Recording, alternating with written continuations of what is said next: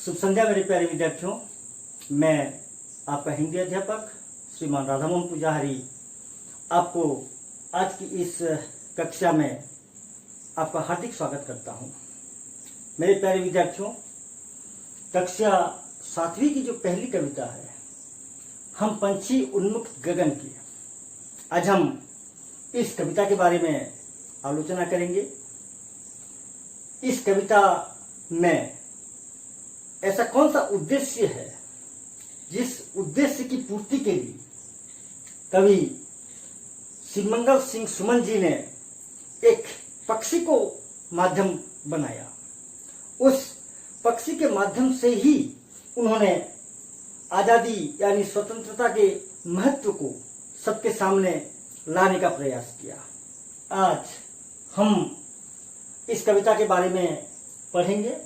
सबसे पहले मैं इस कविता का जो सारांश होता है, जो मुख्य चीजें होती हैं, मैं उन मुख्य बिंदुओं पर आप लोगों के साथ आलोचना करूंगा।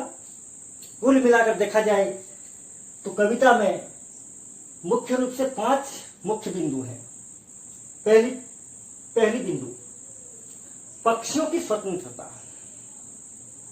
जिस प्रकार स्वतंत्रता मनुष्य के लिए अत्यंत महत्वपूर्ण होता है, उसी प्रकार स्वतंत्रता यानी आजादी पशु पक्षियों के लिए भी उतना ही महत्वपूर्ण होता है। उसी को लेकर आज हम यहां चर्चा करेंगे। दूसरी बिंदु जो है पक्षियों का दुख। जब हम किसी पक्षी को बंधन में रखते हैं, पिंजरे में कैद करके रखते हैं, तो उस पक्षी के मन में दुख होता है। जिस दुख को वह किसी के सामने प्रकट नहीं कर पाता, व्यक्त नहीं कर पाता, उनके मन में उत्पन्न होने वाले दुखों के बारे में हम इस कविता में आलोचना करेंगे। तीसरी बिंदु, पक्षियों की मर्त्य आशा। जिस प्रकार मनुष्य की आशाएं होती हैं, मनुष्य के मन में नई नई आशाएं होती हैं, इच्छाएं होती हैं, कामनाएं होती हैं, ठीक उसी प्रकार पशु पक्षी के मन में भी विभिन्न प्रकार की आशाएं, आकांक्षाएं, इच्छाएं होती हैं।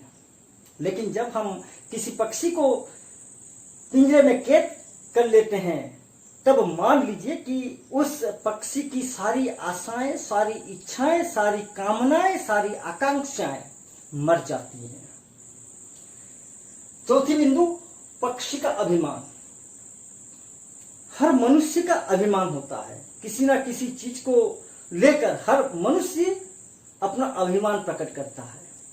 उसी प्रकार उन पक्षियों का भी अभिमान होता है।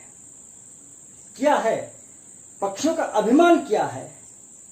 और इस कविता में पक्षियों के उस अभिमान का भी हनन होता है जब हम उन पक्षियों को पिंजरे में कैद करते हैं। उसके बारे में हम आलोचना करेंगे।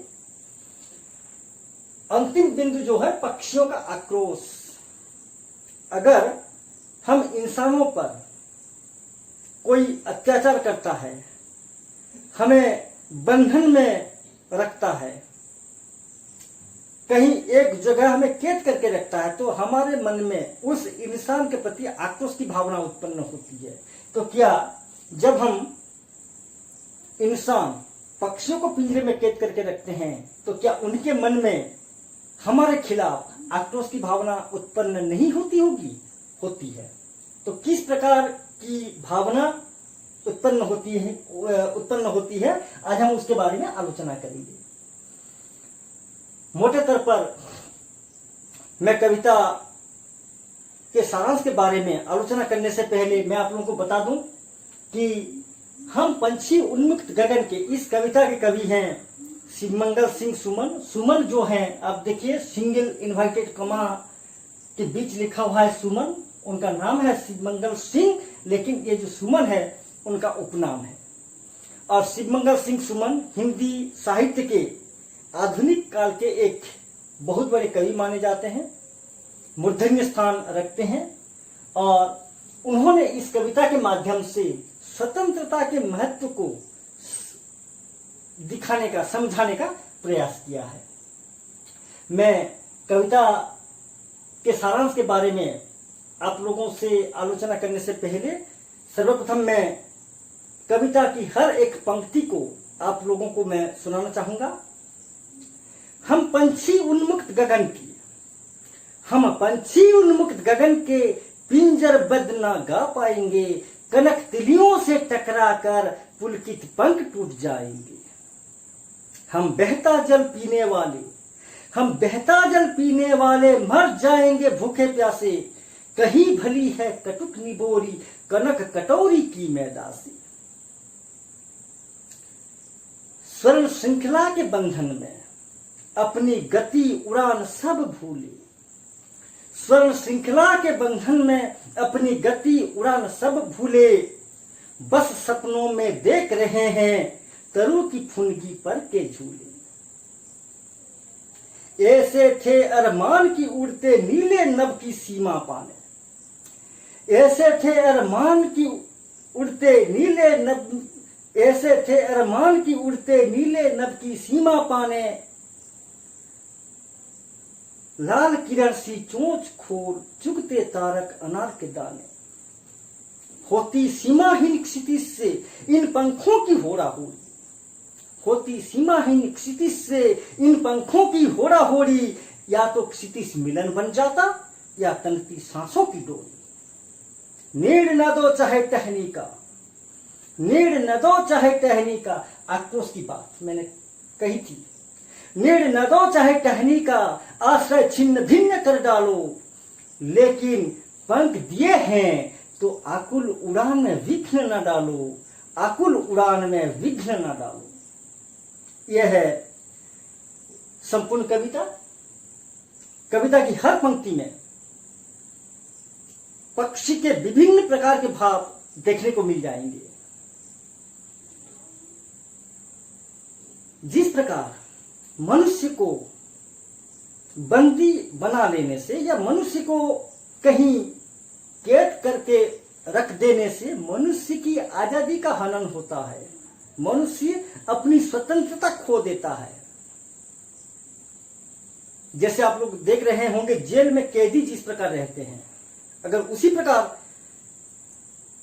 हमें कैद करके रख दिया जाए तो हम अपनी स्वतंत्रता खो बैठेंगे, अपनी मर्जी से हम अपने जीवन को जी नहीं सकते। ठीक उसी प्रकार मनुष्य पक्षियों को पिंजरे में कैद करता है, और इसी प्रकार पक्षी को पिंजरे में कैद कर देने के बाद उसकी सारी स्वतंत्रताएं समाप्त हो जाती हैं। पक्षी कविता में खुद कहता है कि मैं खुले आसमान में उड़ने वाला पक्षी हूं, खुले आसमान में उड़ने के लिए ही मेरा जन्म हुआ है। पक्षी को खुले आसमान में उड़ते हुए नदियों का बहता हुआ पानी पीना पसंद है। अगर हम पक्षी को पिंजरे में कैद करके रखेंगे और उसे हम सोने के कटोरे से पानी पिलाएंगे तो उस पानी का उसके लिए कोई अर्थ नहीं होगा। पक्षी हमेशा आसमान में उड़ते हुए नदी का बहता हुआ पानी या फिर झरने का बहता हुआ पानी पीना चाहता है। आप पक्षी को पिंजरे में कैद करके उसे कितना भी अच्छा स्वादिष्ट भोजन क्यों ना दें, वह भोजन उसे आत्मतृप्ति नहीं दे सकता, उस भोजन से उसे आनंद नहीं मिल सकता। पक्षी तो जंगल के किसी पेड़ की टहनी में बैठकर उसी पेड़ का जो कड़वा फल होता है उसी कड़वे फल को खाना चाहता है। पेड़ की एक टहनी से दूसरी टहनी में खुदक खुदक कर और उन जंगली फलों को, चाहे वो फल नीम जैसा कड़वा क्यों ना हो या फिर कलेरा जैसा कड़वा क्यों ना हो, उसी फल को वह अपने नन्हे चोंच से फूंक फूंक कर खाने में आनंद लेता है। पक्षी दुखित होकर कहता है कि जब वह उस पिंजरे से बाहर जाने की कोशिश करता है, अपने पंखों को फड़फड़ाता है, ऐसी स्थिति में पिंजरे के सलाखों से टक्कर खाकर उसके जो नए उगने वाले कोमल पंख होते हैं, वे सारे कोमल पंख, पुलकित पंख जो नए नए उग रहे होते हैं, सारे पंख टूट जाते हैं।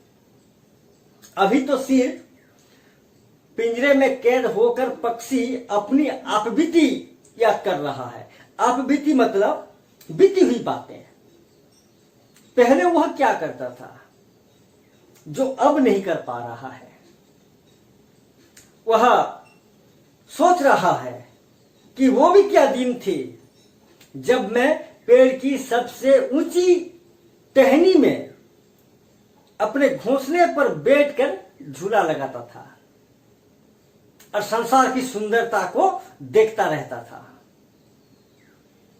लेकिन अब वह वो नहीं कर पा रहा है, क्योंकि अभी इंसान ने उसे बंधन में रख दिया। आप लोगों ने देखा होगा, पक्षी जब आसमान में उड़ता है, तेज गति में उड़ता है। आप 2-4 साल किसी पक्षी को पिंजरे में कैद करके रख दीजिए, फिर उसके बाद उसे आप आजाद कीजिए। देखना, बंदी होने से पहले वह जिस गति में उड़ने में सक्षम था, बंदी होने के बाद 4 साल के बाद जब आप उसे स्वतंत्र कर रहे हैं, तब उस गति में वह उड़ नहीं सकता। बंधन में रहने के कारण वह अपने उड़ने की गति भी भूल जाता है। वह तो खुले आसमान में उड़ना चाहता है, आसमान की ऊंचाइयों को नापना चाहता है, आसमान की सीमा को छूना चाहता है। और ये आसमान में जो तारे टिमटिमाते हैं, ये तारे उसे अनार के दाने जैसे लगते हैं, और वह आसमान की ऊंचाई में उड़ता हुआ उन तारे जैसे दानों को अपनी चोंच में खूंट खूंट कर खाना चाहता है। अभिमान, पक्षियों का अभिमान होता है उड़ना। उन्हें अपने उड़ान पर गर्व होता है। और ये पक्षी जब आसमान में उड़ते हैं, कई सारे पक्षी जब आपस में मिलकर आसमान में उड़ान भरते हैं, तब इन पक्षियों के पंखों के बीच प्रतियोगिता आरंभ हो जाती है। एक होड़ सी लगी रहती है, और इसी प्रतियोगिता के चलते वे लोग दृढ़ता के साथ आसमान में उड़ते हुए क्षितिज तक पहुंचना चाहते हैं। क्षितिज मतलब जहां आसमान और धरती एक दूसरे से मिले हुए नजर आते हैं। आसमान और धरती याद रखिएगा। आप जहां कहीं भी खड़े हो जाएंगे, वहां से आपकी नजर जहां तक जा सकती है, आप नजर डालकर देखिए। अंत में आपको ऐसी एक बिंदु मिलेगी, ऐसा एक पॉइंट मिलेगा जहां आपको आसमान और धरती दोनों एक दूसरे से मिले हुए नजर आएंगे। और आप जितने आगे आगे जाएंगे, क्षितिज उतना ही पीछे पीछे हटता जाएगा। यानी क्षितिज जो होता है वो सीमाहीन जो होती है, सीमाहीन। क्षितिज की कोई सीमा नहीं होती। और वे लोग, उनके जीवन में एक लक्ष्य रहता है। जैसे मुसलमानों के जीवन में एक अहम लक्ष्य होता है कि वे लोग अपने जीवन भर में एक बार मक्का या मदीना जाएं। जिस प्रकार हिंदुओं के जीवन में एक अभिलाषा होती है कि अपने जीवन काल में वे, चाहे वो जगन्नाथ धाम हो, द्वारका धाम हो, कोई ना कोई एक तीर्थ स्थल अपने जीवन काल में एक बार दर्शन करेंगे। ठीक उसी प्रकार पक्षियों के जीवन में भी उनकी एक बहुत बड़ी अभिलाषा होती है। वे चाहते हैं कि पक्षी जन्म, हमारा जो ये पक्षी जन्म है, इसी जन्म में हम एक बार क्षितिज को छू लें। उनके मन की सबसे बड़ी अभिलाषा होती है। और चूंकि वे लोग अपने उड़ान पर गर्व करते हैं, इसलिए वे क्षितिज को छूने की कोशिश करते हैं। क्षितिज तक पहुंचने के लिए वे लोग उड़ान भरते हैं। और जब ये लोग, या तो प्रतियोगिता इतनी प्रखर होती है कि ये लोग उड़ते उड़ते क्षितिज तक जाने की कोशिश करते हैं, लेकिन ये लोग क्षितिज तक पहुंच नहीं पाते, क्योंकि क्षितिज जो है वो सीमाहीन है, उसकी कोई सीमा नहीं है।